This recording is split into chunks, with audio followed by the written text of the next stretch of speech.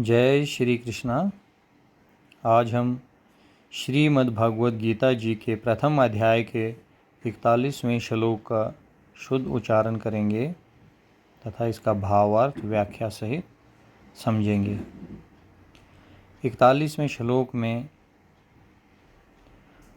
कुल नाश से उत्पन्न होने वाले दोषों का विस्तार पूर्वक वर्णन किया गया है। श्लोक इस प्रकार से है।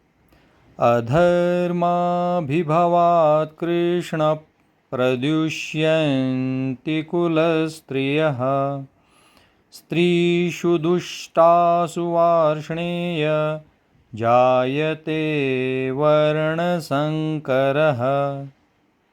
अर्थात,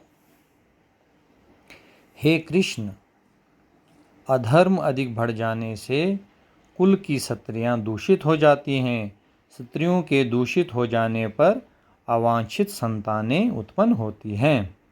अर्जुन अपने पूर्व कथित तर्क को आगे बढ़ाते हुए कहता है कि अधर्म के बढ़ने पर समाज में धीरे धीरे नैतिकता का पतन हो जाएगा और वर्ण संकर जातियां उत्पन्न होंगी।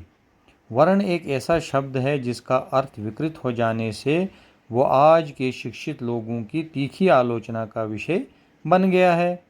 उनकी आलोचना उचित है यदि उसका विकृत अर्थ स्वीकृत हो, परंतु आज वर्ण के नाम पर देश में जो कुछ होते हुए हम देख रहे हैं वो हिंदू जीवन पद्धति का पतित रूप है। प्राचीन काल में वर्ण विभाग का आधार समाज के व्यक्तियों की मानसिक व बौद्धिक क्षमता और पक्वता होती थी। बुद्धिमान तथा अध्ययन, अध्यापन एवं अनुसंधान में रुचि रखने वाले लोग ब्राह्मण कहलाते थे। क्षत्रिय वे थे जिनमें राजनीति द्वारा राष्ट्र का नेतृत्व करने का सामर्थ्य था और जो अपने ऊपर इस कार्य का उत्तरदायित्व लेते थे कि राष्ट्र को आंतरिक और बाह्य आक्रमणों से बचाकर राष्ट्र में शांति और समृद्धि लाएं। उनका कर्तव्य सेवा और श्रम करना था। हमारे आज के समाज सेवक और अधिकृत और अधिकारी वर्ग, कृषक और औद्योगिक कार्यकर्ता आदि सभी उपयुक्त वर्ण व्यवस्था में आ जाते हैं। वर्ण व्यवस्था को जब हम उसके व्यापक अर्थ में समझते हैं तब हमें आज भी वो अनेक संगठनों के रूप में दिखाई देती है।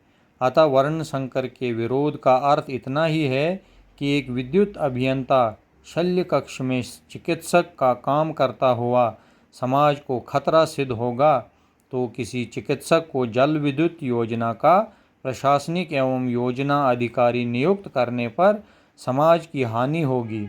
समाज में नैतिक पतन होने पर अनियंत्रित वासनाओं में डूबे युवक और युवतियां स्वच्छंदता से परस्पर मिलते हैं।